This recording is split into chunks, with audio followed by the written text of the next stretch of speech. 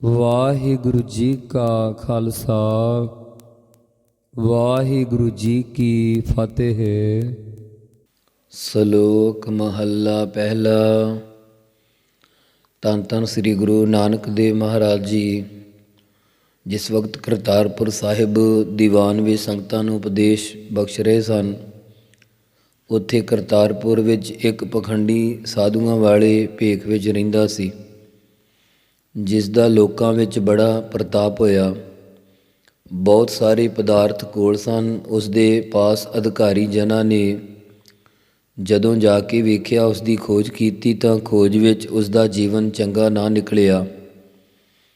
ਨਾ ਉਸ ਦਾ ਗਿਆਨ, ਨਾ ਧਿਆਨ, ਨਾ ਕੋਈ ਉਪਦੇਸ਼ ਸਫਲ ਨਿਕਲਿਆ।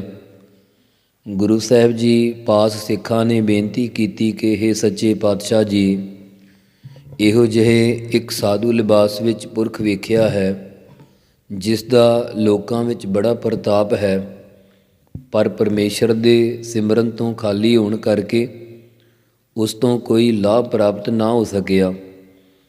ਇਹ ਸੁਣ ਕੇ ਗੁਰੂ ਸਾਹਿਬ ਜੀ ਸਿਮਲ ਰੁੱਖ ਦਾ ਦ੍ਰਿਸ਼ਟਾਂਤ ਦੇ ਕੇ ਚੱਲ ਰਹੀ ਲੜੀਵਾਰ ਕਥਾ ਵਿਚਾਰ ਪਾਵਨ ਗੁਰਬਾਣੀ ਆਸਾ ਜੀ ਦੀ ਵਾਰ ਵਿੱਚ ਪਾਵਨ ਉਪਦੇਸ਼ ਬਖਸ਼ ਕਰਕੇ ਸਿੱਖਿਆ ਦਿੰਦੇ ਹਨ। ਸ਼ਲੋਕ ਮਹੱਲਾ ਪਹਿਲਾ। ਸਿਮਲ ਰੁੱਖ ਸਰਾਇਰਾ ਅਤ ਦੀਰਘ ਅਤ ਮੁੱਚ। ਦ੍ਰਿਸ਼ਟਾਂਤ ਦਿੰਦੇ ਆ, ਹੇ ਭਾਈ, ਜਿਵੇਂ ਸਿਮਲ ਦਾ ਰੁੱਖ ਭਾਵ ਬ੍ਰਿਸ਼ ਸਰਾਇਰਾ ਸਿੱਧਾ, ਅਤ ਬਹੁਤ, ਦੀਰਘ ਲੰਬਾ, ਵੱਡਾ ਤੇ ਟਾਹਣੀਆਂ ਦੇ ਅਤ ਮੁੱਚ ਬਹੁਤ ਵਿਸਥਾਰ ਵਾਲਾ ਹੁੰਦਾ। ਓਏ ਜੇ ਆਵੈ ਆਸ ਕਰ ਜਾਹਿ ਨਿਰਾਸੇ ਕਿਤ। ਪਰ ਓਏ ਉਹ ਪੰਛੀ ਤੋਤੇ ਚੂਹ ਚੂਹੇ ਆਦ ਜਿਹੜੇ ਫਲ ਦੀ ਆਸ ਉਮੀਦ ਕਰਕੇ ਖਾਣ ਵਾਸਤੇ ਆਉਣ, ਪੰਛੀ ਭਾਵੇਂ ਕਿਤਨੇ ਵੀ ਆ ਜਾਣ, ਸਾਰੇ ਨਿਰਾਸੇ ਮਾਯੂਸ ਹੋ ਕੇ ਸਿਮਲ ਰੁੱਖ ਦੇ ਕੋਲੋਂ ਜਾਂਦੇ ਆ। ਨੋਟ ਇੱਥੇ ਓਏ ਤੋਂ ਭਾਵ ਪੰਛੀ ਹੈ ਤੇ ਵਿਸ਼ੇਸ਼ ਕਰਕੇ ਤੋਤਾ ਹੈ। ਜੈਸਾ ਕਿ ਭਾਈ ਗੁਰਦਾਸ ਜੀ ਨੇ ਕਥਨ ਕੀਤਾ ਹੈ, ਫੁੱਲ ਰੱਤੇ ਫਲ ਬਕ ਬਕੇ ਹੋਏ ਅਫਲ ਫਲੰਦਾ, ਸਾਵਾ ਤੋਤਾ ਚੂਹ ਚੂਹਾ ਤਿਸ ਦੇਖ ਡੁਲੰਦਾ। ਅੱਗੇ ਪ੍ਰਸ਼ਨ ਹੈ, ਪੰਛੀ ਨਿਰਾਸੇ ਕਿਉਂ ਜਾਂਦੇ ਆ, ਇਸ ਦਾ ਕੀ ਕਾਰਨ ਆ? ਗੁਰ ਉੱਤਰ ਦਿੰਦੇ ਆ, ਫਲ ਫਿੱਕੇ ਫੁੱਲ ਬਕ ਬਕੇ ਕੰਮ ਨ ਆਵੈ ਪਤ। ਸਿਮਲ ਰੁੱਖ ਦੇ ਫਲ ਫਿੱਕੇ ਬੇਰਸੇ, ਫਲ ਚੀੜੇ ਜਿਹੇ ਹੁੰਦੇ ਆ ਜਿਸ ਵਿੱਚ ਦੁੱਧ ਜਿਹਾ ਹੁੰਦਾ। ਪੰਛੀ ਦੀ ਜਿਸ ਵਿੱਚ ਚੁੰਝ ਫਸ ਜਾਂਦੀ। ਫੁੱਲ ਬੱਕ ਬੱਕੇ ਬੇਸੁਆਦਲੇ ਤੇ ਪੱਤ ਪੱਤਰੇ ਵੀ ਕਿਸੇ ਕੰਮ ਨਹੀਂ ਆਉਂਦੇ। ਮਿਠਾਸ ਤੋਂ ਬਿਨਾਂ ਹੋਣ ਕਰਕੇ ਸਿਮਲ ਰੁੱਖ ਦਾ ਉੱਚਾਪਨ, ਵੱਡਾਪਨ, ਸੋਹਣੇ ਦਿਖਾਵੇ ਸਭ ਨਿਕੰਮੇ ਆ। ਮਿੱਠਤ ਨੀਵੀਂ ਨਾਨਕਾ ਗੁਣ ਚੰਗਿਆਈਆਂ ਤਤ। ਸਤਿਗੁਰੂ ਜੀ ਕਥਨ ਕਰਦੇ ਆ ਕਿ ਸਿਮਲ ਰੁੱਖ ਨਾਲੋਂ ਬੇਰੀ ਨੀਵੀਂ ਹੁੰਦੀ ਆ, ਪਰ ਮਿੱਠਤ ਮਿੱਠੇ ਫਲਾਂ ਵਾਲੀ ਹੈ, ਅਤੇ ਕਰਮ ਕਾਂਡੀਏ ਬੇਰੀ ਦੀ ਲੱਕੜੀ ਨੂੰ ਚੰਦਨ ਦੇ ਗੁਣਾਂ ਦੇ ਸਮਾਨ ਤਤ ਸ੍ਰੇਸ਼ਟ ਸਮਝਦੇ ਆ। ਇਸੇ ਕਰਕੇ ਜੱਗ ਆਦਿਕਾਂ ਵਿੱਚ ਬੇਰੀ ਦੀ ਲੱਕੜੀ ਨੂੰ ਜਲਾ ਕੇ ਪਾਉਂਦੇ ਆ। ਚੰਗਿਆਈਆਂ ਮਿੱਠੇ ਫਲ ਦਿੰਦੀ ਹੈ। ਹੁਣ ਦਾ ਦ੍ਰਿਸ਼ਟਾਂਤ ਦਿੰਦੇ ਆ ਦੂਸਰੇ ਅਰਥ ਰਾਹੀਂ। ਸਿਮਲ ਰੁੱਖ ਸਰਾਇਰਾ ਅਤ ਦੀਰਘ ਅਤ ਮੁੱਚ।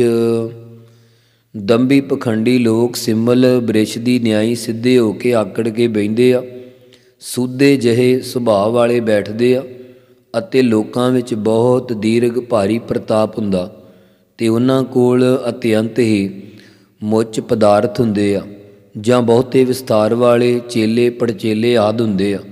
ਜਿਵੇਂ ਕਬੀਰ ਸਾਹਿਬ ਨੇ ਕਿਹਾ ਨਾ, ਕਬੀਰ ਸਿੱਖ ਸਾਖਾ ਬਹੁਤੇ ਕੀਏ, ਕੇਸੋ ਕੀਓ ਨ ਮੀਤ, ਚਾਲੇ ਥੇ ਹਰ ਮਿਲਨ ਕੋ, ਬੀਚੈ ਅਟਕਿਓ ਚੀਤ।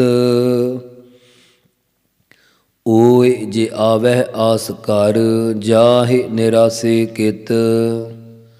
ਉਹਨਾਂ ਪਖੰਡੀਆਂ ਕੋਲ ਜੇਕਰ ਕੋਈ ਉੱਤਮ ਅਧਿਕਾਰੀ ਬ੍ਰਹਮ ਗਿਆਨ ਦੀ ਆਸਾ ਕਰਕੇ ਸ਼ਰਨ ਆਉਣ, ਜਾਂ ਹੋਰ ਵੀ ਕਿਤਨੇ ਆ ਜਾਣ, ਸਭ ਨਿਰਾਸੇ ਆਸਾ ਤੋਂ ਰਹਿਤ ਹੀ ਜਾਂਦੇ ਆ। ਫਿਰ ਪ੍ਰਸ਼ਨ ਹੈ ਸਤਿਗੁਰੂ ਜੀ, ਉਹਨਾਂ ਦੇ ਨਿਰਾਸੇ ਜਾਣ ਦਾ ਕੀ ਕਾਰਨ ਹੈ? ਫਲ ਫਿੱਕੇ ਫੁੱਲ ਬਕ ਬਕੇ, ਕੰਮ ਨ ਆਵਹਿ ਪਤ।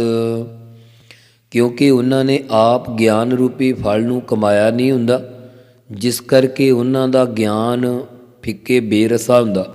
ਕਮਾਈ ਤੋਂ ਬਗੈਰ ਕਿਸੇ ਨੂੰ ਉਪਦੇਸ਼ ਦੇਣਾ ਬੇਰਸਾ। ਕੇਵਲ ਜ਼ੁਬਾਨ ਦੇ ਕਥਨ ਮਾਤਰ ਹੀ ਚੁੰਚ ਗਿਆਨੀ ਹੁੰਦੇ। ਉਹਨਾਂ ਦੇ ਕਰਮ ਧਰਮ ਰੂਪੀ ਜੋ ਫੁੱਲ ਹਨ ਉਹ ਬਕ ਬੱਕੇ ਬੇਸੁਆਦਲੇ ਹਨ, ਕਿਉਂਕਿ ਉਹ ਆਸਾ ਬੱਧੇ ਹੀ ਕਰਦੇ ਆ ਅਤੇ ਉਹਨਾਂ ਪਖੰਡੀਆਂ ਦੇ ਪਤ ਇੱਜ਼ਤ ਰੂਪੀ ਪੱਤਰੇ ਅੱਗੇ ਪਰਲੋਕ ਵਿੱਚ ਕਿਸੇ ਕੰਮ ਨਹੀਂ ਆਉਂਦੇ। ਮਿੱਠਤ ਨੀਵੀਂ ਨਾਨਕਾ, ਗੁਣ ਚੰਗਿਆਈਆਂ ਤਤ। ਸਤਿਗੁਰੂ ਜੀ ਕਥਨ ਕਰਦੇ ਆ ਕਿ ਇਹਨਾਂ ਪਖੰਡੀਆਂ ਨਾਲੋਂ ਉਹ ਪੁਰਖ ਚੰਗੇ ਜਿਨ੍ਹਾਂ ਦੀ ਜ਼ੁਬਾਨ ਵਿੱਚ ਮਿਠਾਸ ਭਾਵ ਪਰਮੇਸ਼ਰ ਦੇ ਬਚਨ ਬੋਲਦੇ ਹਨ, ਹਿਰਦੇ ਦੇ ਵਿੱਚ ਨੀਵੀਂ ਨਿਵਾਣਤਾ ਭਾਵ ਗਰੀਬੀ ਹੈ, ਅਤੇ ਜਿਨ੍ਹਾਂ ਦੇ ਅੰਦਰ ਸਤ ਸੰਤੋਖ ਦਇਆ ਆਦ ਗੁਣ ਚੰਗਿਆਈਆਂ ਪਰਉਪਕਾਰ ਕਰਨ ਵਾਲੇ ਤਤ ਸਰੂਪ ਦਾ ਵਿਵੇਚਨ ਕਰਨ ਵਾਲੇ ਹੁੰਦੇ, ਤਤ ਸਰੂਪ ਦੇ ਗਿਆਤਾ ਹੁੰਦੇ। ਅਰਥਾਤ ਬੇਰੀ ਦੀ ਨਿਆਈ ਗਰੀਬੀ ਵਾਲਿਆਂ ਦੀ ਸੰਗਤ ਕਰਕੇ ਜਗਿਆਸੂ ਜਨ ਦਾ ਇੱਕ ਛਿਨ ਵਿੱਚ ਉਧਾਰ ਹੋ ਸਕਦਾ ਹੈ। ਸਭ ਕੋ ਨਿਵੈ ਆਪ ਕੋ, ਪਰ ਕੋ ਨਿਵੈ ਨ ਕੋਇ। ਹਾਂ, ਦੁਨੀਆ ਦੇ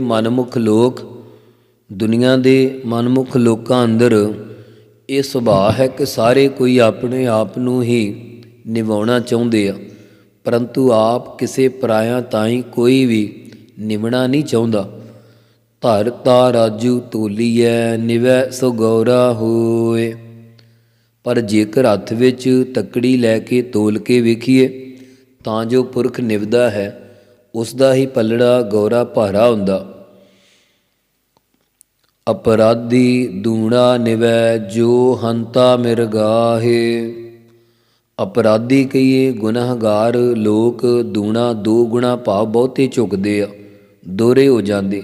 ਜਿਸ ਪ੍ਰਕਾਰ ਮਿਰਗਾਹੇ ਮਿਰਗ ਨੂੰ ਹੰਤਾ ਮਾਰਨ ਵਾਲਾ ਸ਼ਿਕਾਰੀ ਝੁਕਦਾ, ਕਿਉਂਕਿ ਸ਼ਿਕਾਰੀ ਹਿਰਨ ਨੂੰ ਮਾਰਨ ਵਾਸਤੇ ਝੁਕ ਕੇ ਤੀਰ ਜਾਂ ਗੋਲੀ ਦਾ ਨਿਸ਼ਾਨਾ ਬੰਨ੍ਹਦਾ, ਮਿਰਗ ਨੂੰ ਸਲਾਮ ਨਹੀਂ ਕਰਦਾ, ਸਗੋਂ ਮਾਰਨ ਲਈ ਨਿਸ਼ਾਨਾ ਵਿੰਨ੍ਹਦਾ ਹੈ। ਸੀਸ ਨਿਵਾਇਐ ਕਿਆ ਥੀਐ, ਜਾ ਹਿਰਦੈ ਕੁਸੁੱਦੇ ਜਾਹੇ। ਇਸੇ ਪ੍ਰਕਾਰ ਉਸ ਪੁਰਖ ਨੂੰ ਸਿਰ ਨਿਵਾਉਣ ਕਰਕੇ ਕੀ ਫਲ ਪ੍ਰਾਪਤ ਹੋ ਸਕਦਾ, ਜੋ ਹਿਰਦੇ ਕਰਕੇ ਤਾਂ ਕਸੁੱਦੇ ਆ ਅਪਵਿੱਤਰਤਾ ਵਾਲੇ ਭੈੜੇ ਪਾਸੇ ਜਾਂਦਾ ਹੈ। ਮਹੱਲਾ ਪਹਿਲਾ। ਸ੍ਰੀ ਗੁਰੂ ਨਾਨਕ ਦੇਵ ਮਹਾਰਾਜ ਜੀ ਨਿਰੰਕਾਰ ਦੇ ਸਰਗੁਣ ਸਰੂਪ ਸੰਸਾਰ ਨੂੰ ਤਾਰਨ ਲਈ ਵਿਚਰ ਰਹੇ ਸਨ। ਜਿਸ ਜਗ੍ਹਾ ਕਾਂਚੀ ਵਿੱਚ ਗੁਰੂ ਜੀ ਵਿਰਾਜੇ ਸਨ, ਉੱਥੇ ਅੱਜ ਕੱਲ੍ਹ ਗੁਰਦੁਆਰਾ ਗੁਰੂ ਕਾ ਬਾਗ ਸੁਸ਼ੋਭਿਤ ਹੈ। ਇਸ ਥਾਂ 'ਤੇ ਥੋੜ੍ਹੇ ਫਾਸਲੇ 'ਤੇ ਇੱਕ ਤਾਜ਼ਾ ਕੁੱਤਾ ਮਰਿਆ ਪਿਆ ਸੀ। ਭਾਈ ਮਰਦਾਨੇ ਨੇ ਕਿਹਾ, ਸਤਿਗੁਰੂ ਜੀ, ਇਹ ਜਗ੍ਹਾ ਚੰਗੀ ਨਹੀਂ ਹੈ। ਤਾਂ ਸਤਿਗੁਰੂ ਜੀ ਨੇ ਕਿਹਾ, ਮਰਦਾਨਿਆ, ਸਾਰੀਆਂ ਜਗ੍ਹਾ ਹੀ ਕਰਤਾਰ ਦੀਆਂ ਹਨ, ਭਰਮ ਨਾ ਕਰ। ਇਤਨੇ ਨੂੰ ਥੋੜ੍ਹੇ ਸਮੇਂ ਬਾਅਦ ਗੋਪਾਲ ਦੱਤ ਨਾਮ ਦਾ ਵਿਦਵਾਨ ਪੰਡਤ ਆਪਣੇ ਸਾਥੀਆਂ ਨੂੰ ਲੈ ਕੇ ਗੁਰੂ ਜੀ ਦੇ ਕੋਲ ਆ ਪਹੁੰਚਿਆ। ਆਪਣੇ ਈਰਖਾਲੂ ਸੁਭਾਅ ਅਨੁਸਾਰ ਕਾਂਚੀ ਵਿੱਚ ਆਏ ਹਰੇਕ ਮਹਾਤਮਾ ਨੂੰ ਸ਼ਾਸਤਰਕ ਚਰਚਾ ਵਿੱਚ ਹਰਾ ਕੇ ਅਪਮਾਨ ਕਰਕੇ ਕੱਢ ਦਿੰਦਾ ਸੀ। ਇਸੇ ਸੁਭਾਅ ਅਨੁਸਾਰ ਗੁਰੂ ਜੀ ਨੂੰ ਆ ਕੇ ਪਹਿਲਾਂ ਇਹੋ ਸਵਾਲ ਕੀਤਾ ਕਿ ਕਿੰਗ ਪੁਸਤਕੰ ਅਧਿਅਤੰ। ਤਾਂ ਸਤਿਗੁਰਾਂ ਨੇ ਕਿਹਾ ਕਿ ਪੁਸਤਕਾਂ ਦਾ ਅਧਿਐਨ ਕਰਨਾ ਤਾਂ ਪੰਡਤਾਂ ਦਾ ਕੰਮ ਹੈ, ਅਸੀਂ ਤਾਂ ਰਵਤਾ ਫਕੀਰ ਹਾਂ। ਤਾਂ ਗੋਪਾਲ ਦੱਤ ਨੇ ਕਿਹਾ, ਕਾਂਚੀ ਜੁੱਗਾ ਪੁਰਾਣਾ ਵਿੱਦਿਆ ਦਾ ਕੇਂਦਰ ਹੈ, ਤੁਸੀਂ ਇਸ ਕਾਂਚੀ ਵਿੱਚ ਕਿਉਂ ਆਏ ਹੋ? ਇੱਥੇ ਤਾਂ ਵਿਦਵਾਨਾਂ ਦਾ ਅਧਿਕਾਰ ਹੈ, ਤੁਹਾਡੇ ਵਰਗੇ ਅਨਪੜ੍ਹਾਂ ਨੂੰ ਕੋਈ ਥਾਂ ਨਹੀਂ, ਜਾਂ ਇੱਥੋਂ ਚਲੇ ਜਾਵੋ, ਨਹੀਂ ਤਾਂ ਸਾਡੇ ਨਾਲ ਸ਼ਾਸਤਰਕ ਚਰਚਾ ਕਰੋ। ਤਾਂ ਗੁਰੂ ਜੀ ਨੇ ਕਿਹਾ ਕਿ ਪੰਡਤੋ, ਜੇ ਤੁਹਾਡਾ ਚਰਚਾ ਬਿਨਾਂ ਨਹੀਂ ਸਰਦਾ ਤਾਂ ਤੁਹਾਡੇ ਨਾਲ ਚਰਚਾ ਕਰਨ ਵਾਲਾ ਆਪਣੇ ਥਾਂ ਪੰਡਤ ਦੇ ਦਿੰਦੇ ਹਾਂ। ਤਾਂ ਸਤਿਗੁਰਾਂ ਨੇ ਮਰੇ ਹੋਏ ਕੁੱਤੇ ਵੱਲ ਦ੍ਰਿਸ਼ਟੀ ਕੀਤੀ ਅਤੇ ਭਾਈ ਮਰਦਾਨੇ ਨੂੰ ਕਿਹਾ ਕਿ ਸਤਿਨਾਮ ਕਹਿ ਕੇ ਜਲ ਛਿੜਕ ਦਿਓ। ਜਲ ਛਿੜਕਣ ਵੇਲੇ ਗੁਰਾਂ ਨੇ ਆਵਾਜ਼ ਦਿੱਤੀ ਕਿ ਹੇ ਪੰਡਤਾ, ਤੇਰਾ ਭਾਈਚਾਰਾ ਚਰਚਾ ਕਰਨ ਲਈ ਉਡੀਕਦਾ ਹੈ।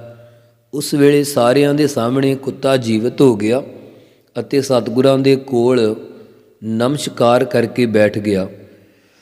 ਪੰਡਤ ਆਪਣਾ ਅਪਮਾਨ ਸਮਝ ਕੇ ਗੁੱਸੇ ਵਿੱਚ ਬੋਲੇ, ਪਰ ਨਾਲ ਕੁਝ ਸਹਿਮ ਵਿੱਚ ਵੀ ਆ ਗਏ ਕਿ ਇਹ ਕੋਈ ਮਾਮੂਲੀ ਫਕੀਰ ਨਹੀਂ, ਕੋਈ ਅਵਤਾਰੀ ਪੁਰਖ ਹੈ। ਤਾਂ ਰੋਸ ਵਿੱਚ ਗੁਰਾਂ ਨੂੰ ਕਿਹਾ ਕਿ ਤੁਸੀਂ ਇਸ ਕੁੱਤੇ ਨੂੰ ਸਾਡਾ ਭਾਈਚਾਰਾ ਕਿਉਂ ਕਿਹਾ ਹੈ? ਦੂਸਰਾ ਦੱਸੋ ਕਿ ਕੁੱਤੇ ਨੂੰ ਪੰਡਤ ਕਿਉਂ ਕਿਹਾ ਹੈ? ਸਭ ਤੋਂ ਉੱਚੀ ਕੁੱਲ ਬ੍ਰਾਹਮਣਾਂ ਦੀ ਤੁਸੀਂ ਕੁੱਤਿਆਂ ਵਿੱਚ ਰਲਾ ਦਿੱਤੀ ਹੈ।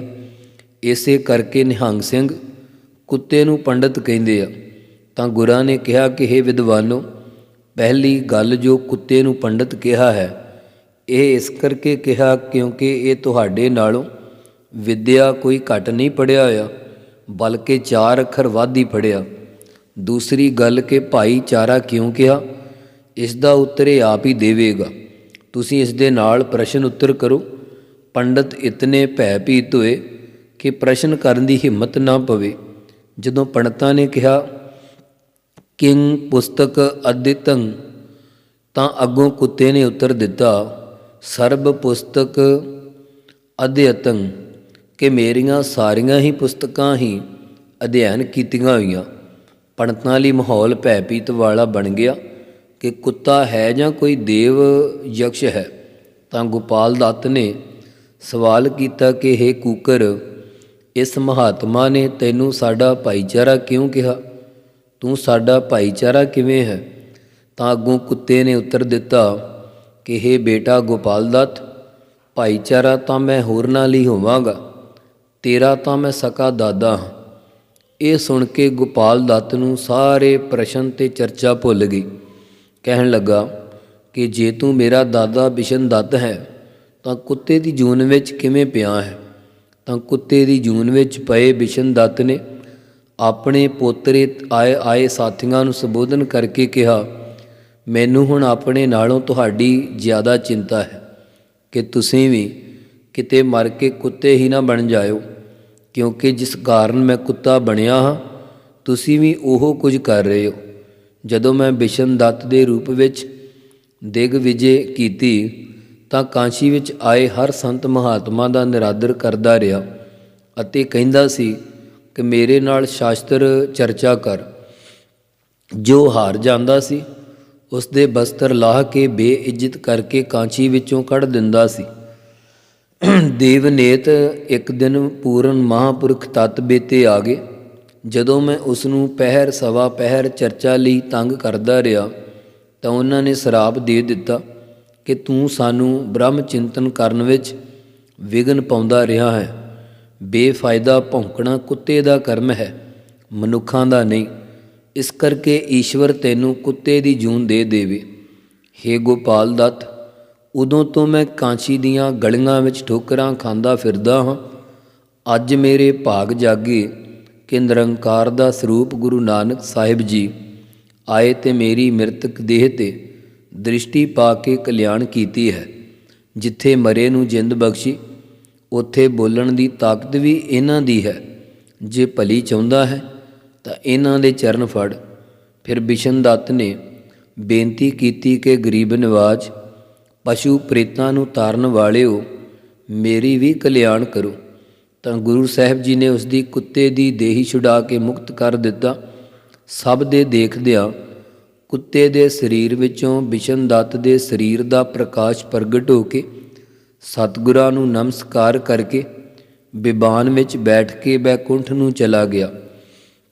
ਗੋਪਾਲ ਦੱਤ ਨੇ ਆਪਣੇ ਸਾਥੀਆਂ ਸਮੇਤ ਸਤਿਗੁਰਾਂ ਦੇ ਚਰਨ ਪਕੜ ਕੇ ਹੰਕਾਰ ਤੋਂ ਰਹਿਤ ਹੋ ਕੇ ਬੇਨਤੀ ਕੀਤੀ ਕਿ ਮਹਾਰਾਜ, ਮੈਂ ਵਿਦਿਆ ਦੇ ਅਭਿਮਾਨ ਵਿੱਚ ਤੁਹਾਡੀ ਪਹਿਚਾਣ ਨਹੀਂ ਕੀਤੀ।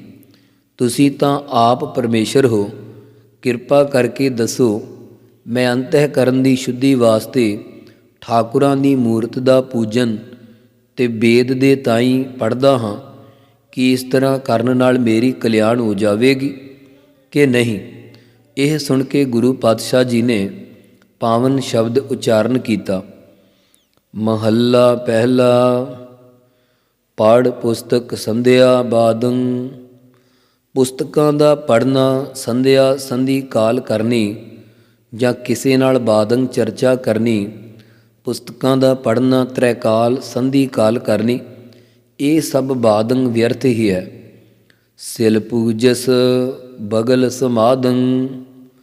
ਸਿਲ ਪੱਥਰ ਦੀ ਮੂਰਤ ਦਾ ਪੂਜਸ ਪੂਜਨ, ਸਿਲ ਗੰਡਕਾ ਨਦੀ ਦੇ ਪੱਥਰ ਬਣੇ ਵਿਸ਼ਨੂੰ ਆਦਿਕਾਂ ਦਾ ਪੂਜਨ ਕਰਨਾ, ਬਗਲ ਬਗਲੇ ਦੀ ਤਰ੍ਹਾਂ ਸਮਾਦੰ ਸਮਾਧੀ ਲਾ ਕੇ ਬੈਠਣਾ, ਬਗਲੇ ਦੀ ਨਿਆਈ ਕਿਨਾਰੇ ਹੋ ਕੇ ਸਮਾਧੀ ਲਾ ਕੇ ਬਹਿਣਾ, ਪਰ ਮਨ ਪਰਮੇਸ਼ਰ ਦੀ ਭਗਤੀ ਵਿੱਚ ਨਾ ਟਿਕਣਾ।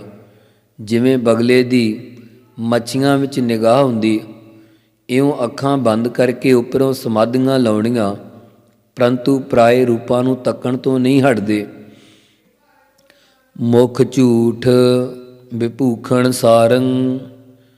ਮੁਖ ਮੂੰਹੋਂ ਝੂਠ ਝੂਠ ਬੋਲਣਾ ਅਤੇ ਉਸ ਨੂੰ ਸੋਨੇ ਦੇ ਵਿਭੂਖਣ ਗਹਿਣਿਆਂ ਵਾਂਗੂ ਸਾਰੰਗ ਸ੍ਰੇਸ਼ਟ ਬਣਾ ਕੇ ਵਿਖਾਉਣਾ। ਜਿਵੇਂ ਸੁਨਿਆਰੇ ਸੋਨੇ ਦੇ ਗਹਿਣਿਆਂ ਵਾਂਗੂ ਨਕਲੀ ਗਹਿਣਿਆਂ ਨੂੰ ਮੁਲੰਮਾ ਚਾੜ੍ਹ ਕੇ ਵਿਖਾ ਦਿੰਦੇ। ਜਿਵੇਂ ਇੱਕ ਪੁਰਖ ਦੂਸਰੇ ਨੂੰ ਕਹਿਣ ਲੱਗੇ ਕਿ ਮੈਂ ਰਾਜੇ ਦੇ ਦਰਬਾਰ ਵਿੱਚ ਝੂਠ ਬੋਲਾਂਗਾ, ਦੂਸਰਾ ਕਹਿੰਦਾ ਮੈਂ ਸੱਚ ਕਰਕੇ ਵਿਖਾਵਾਂਗਾ। ਦੋਵੇਂ ਰਾਜੇ ਦੇ ਦਰਬਾਰ ਵਿੱਚ ਚਲੇ ਗਏ। ਪਹਿਲਾ ਮੂੰਹੋਂ ਝੂਠ ਬੋਲ ਕੇ ਕਹਿਣ ਲੱਗਾ ਕਿ ਮਹਾਰਾਜ, ਮੈਂ ਅੱਜ ਇੱਕ ਅਚਰਜ ਕੌਤਕ ਵੇਖ ਕੇ ਆਇਆ ਹਾਂ। ਰਾਜਾ ਕਹਿਣ ਲੱਗਾ ਕਿ ਕੀ ਵੇਖ ਕੇ ਆਇਆ ਹੈ? ਕਹਿਣ ਲੱਗਾ ਜੀ ਮੈਂ ਇੱਕ ਕਬੂਤਰ ਵੇਖਿਆ। ਜਿਸ ਵਕਤ ਸ਼ਿਕਾਰੀ ਨੇ ਗੁਲੇਲਾ ਮਾਰਿਆ, ਗੁਲੇਲਾ ਮਾਰਨ 'ਤੇ ਕਬੂਤਰ ਦਰਖਤ ਦੇ ਉੱਪਰੋਂ ਡਿੱਗ ਪਿਆ ਅਤੇ ਡਿੱਗਦਿਆਂ ਹੀ ਰਿੱਝ ਕੇ ਭੁੱਜ ਕੇ ਕਬਾਬ ਬਣ ਗਿਆ। ਰਾਜੇ ਦੀ ਸਭਾ ਵਿੱਚ ਸਾਰੇ ਕਹਿਣ ਲੱਗੇ ਕਿ ਝੂਠ ਹੈ, ਇਹ ਸਭ ਝੂਠ ਹੈ। ਇਤਨੇ ਨੂੰ ਦੂਸਰਾ ਬੋਲਿਆ, ਕਹਿਣ ਲੱਗਾ ਕਿ ਜੀ ਹਜ਼ੂਰ, ਮੈਂ ਵੇਖਿਆ ਹੈ, ਮੈਂ ਤੁਹਾਨੂੰ ਦੱਸਦਾ ਹਾਂ। ਜਦੋਂ ਕਬੂਤਰ ਦੇ ਸ਼ਿਕਾਰੀ ਨੇ ਗੁਲੇਲਾ ਮਾਰਿਆ ਤਾਂ ਕਬੂਤਰ ਦੇ ਰੋੜ ਖਾਧੇ ਹੋਣ ਕਰਕੇ, ਆਪਸ ਵਿੱਚ ਰੋੜੇ ਘਸਣੇ ਕਰਕੇ, ਰਗੜਨੇ ਕਰਕੇ ਅੰਦਰੋਂ ਅੱਗ ਪੈਦਾ ਹੋ ਗਈ। ਅੱਗ ਪੈਦਾ ਹੋਣ 'ਤੇ ਥੱਲੇ ਬੂਈ ਦਾ ਘਾਹ ਸੀ ਜੋ ਬਰੀਕ ਜਿਹਾ ਰੂੰ ਵਰਗਾ ਹੁੰਦਾ। ਉਸ ਰੂਈ ਬੂਈ ਦੀ ਅੱਗ ਵਿੱਚ ਕਬੂਤਰ ਡਿੱਗ ਕੇ ਕਬਾਬ ਬਣ ਗਿਆ। ਸਭਾ ਵਿੱਚ ਬੈਠੇ ਸਾਰੇ ਕਹਿਣ ਲੱਗੇ ਕਿ ਸੱਚ ਹੈ, ਇਹ ਤਾਂ ਸੱਚ ਹੈ। ਇਉਂ ਮੂੰਹੋਂ ਝੂਠ ਬੋਲਦੇ ਹਨ, ਪਰ ਦਲੀਲਾਂ ਦੇ ਦੇ ਕੇ ਸੱਚ ਬਣਾ ਕੇ ਵਿਖਾ ਦੇਣਾ। ਇਉਂ ਝੂਠ ਬੋਲ ਕੇ ਨਕਲੀ ਗਹਿਣਿਆਂ ਦੀ ਤਰ੍ਹਾਂ ਮੁਲੰਮਾ ਚਾੜ੍ਹ ਕੇ ਸੋਨਾ ਬਣਾ ਦਿੰਦੇ ਹਨ। ਤ੍ਰੈਪਾਲ ਤਿਹਾਲ ਵਿਚਾਰੰ। ਹੇ ਪੰਡਤ ਜੀ, ਤ੍ਰੈਪਾਲ ਤਿੰਨਾਂ ਲੋਕਾਂ ਦਾ ਪ੍ਰਤੀਪਾਲਕ ਵਾਹਿਗੁਰੂ ਤ੍ਰੈਕਾਲ ਵਿੱਚ ਹਾਲਤ ਨੂੰ ਵਿਚਾਰੰ ਵਿਚਾਰ ਰਿਹਾ ਹੈ। ਜਿਹੋ ਜਿਹਾ ਤੂੰ ਪਖੰਡ ਕਰਦਾ ਹੈ, ਤ੍ਰੈਪਾਲ ਤਿੰਨ ਪਦਾਂ ਪਾਲਾਂ ਵਾਲੀ ਤ੍ਰਿਪਦਾ 8-8 ਅੱਖਰ ਦੀ 8 ਗੁਣਾ 3 ਗਾਇਤਰੀ ਦੇ 24 ਅੱਖਰ, ਅੱਠੂ ਤਿਆਂ 24 ਅੱਖਰ ਤੇ ਕੁਝ ਹੋਰ ਅੱਖਰ ਮਿਲਾ ਕੇ 32 ਅੱਖਰ ਕਰਕੇ ਤਿਹਾਲ ਤਿੰਨਾਂ ਸਮਿਆਂ ਭੂਤ ਵਰਤਮਾਨ ਭਵਿੱਖ ਵਿੱਚ ਵਿਚਾਰਦਾ ਰਹਿੰਦਾ ਹੈ। ਗਲ ਮਾਲਾ ਤਿਲਕ ਲਿਲਾਟੰ। ਗਲ ਵਿੱਚ ਮਾਲਾ ਤੇ ਲਿਲਾਟੰ ਮੱਥੇ ਉੱਪਰ ਤਿਲਕ ਟਿੱਕਾ ਲਾਉਣਾ ਜੋ ਤਿਲ ਦੇ ਫੁੱਲ ਵਾਂਗ ਸ਼ੋਭਾ ਦੇਵੇ। ਦੋਏ ਧੋਤੀ ਬਸਤਰ ਕਪਾਟੰ। ਦੋ ਧੋਤੀਆਂ ਕੋਲ ਰੱਖਦੇ ਹੋ। ਪੂਜਾ ਵੇਲੇ ਕਪਾਟੰ ਮਸਤੇ ਉੱਤੇ ਛੋਟਾ ਜਿਹਾ ਬਸਤਰ ਰੱਖਦੇ ਹੋ। ਜੇ ਜਾਣਸ ਬ੍ਰਹਮੰ ਕਰਮੰ।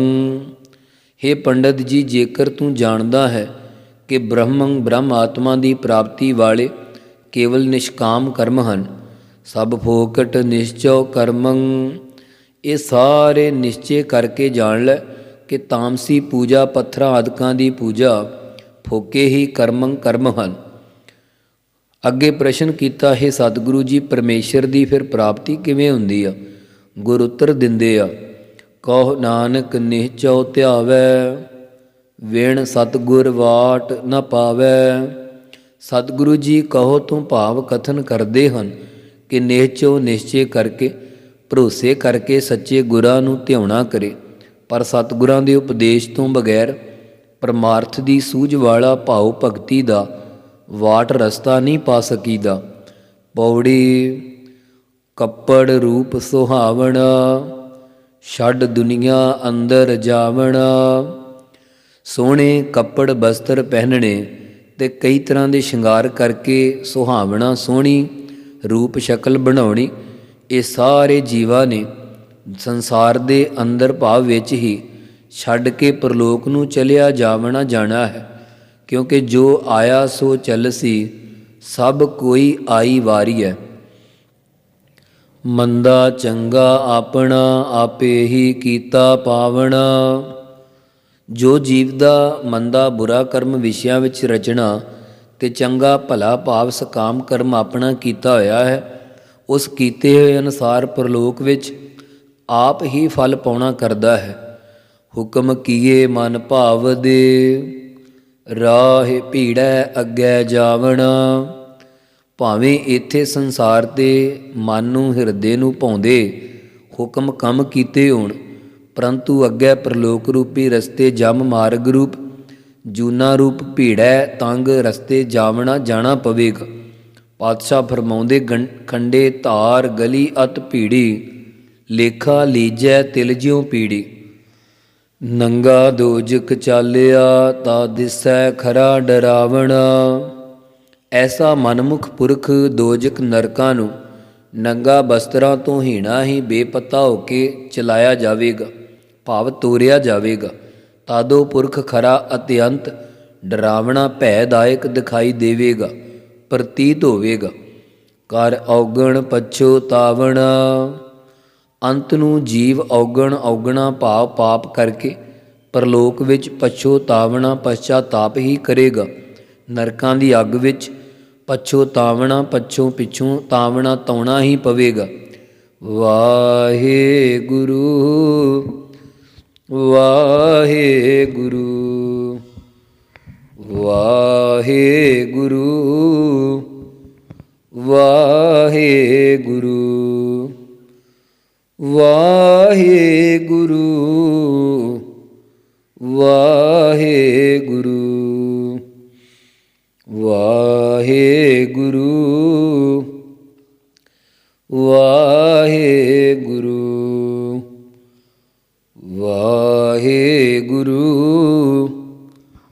ਵਾਹਿਗੁਰੂ ਵਾਹਿਗੁਰੂ ਵਾਹਿਗੁਰੂ। ਵਾਹਿਗੁਰੂ ਜੀ ਕਾ ਖਾਲਸਾ, ਵਾਹਿਗੁਰੂ ਜੀ ਕੀ ਫਤਿਹ।